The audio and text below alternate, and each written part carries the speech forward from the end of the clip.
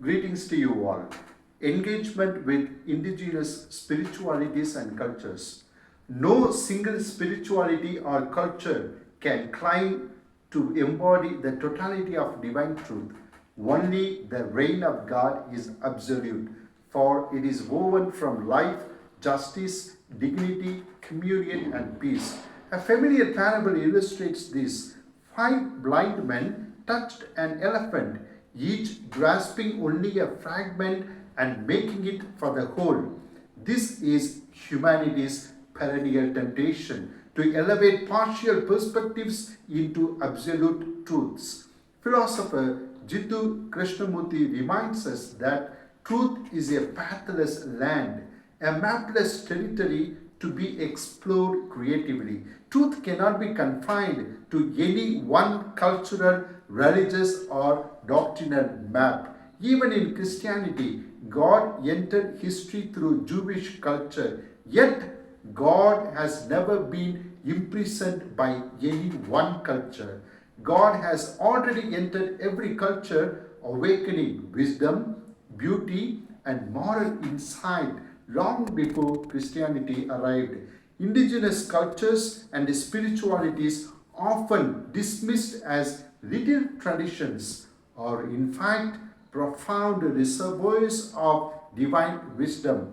They teach ecological reverence, cosmic attunement, ancestral continuity, and the sacred interconnectedness of all life. The church recognizes this truth. That is the reason why Nostra Aetate proclaims that the church rejects nothing that is true and holy in other spiritual traditions. Together, these teachings make it clear engagement with indigenous spirituality is not a concession. Rather, it is a theological mandate. To engage indigenous cultures is to listen where God has already spoken.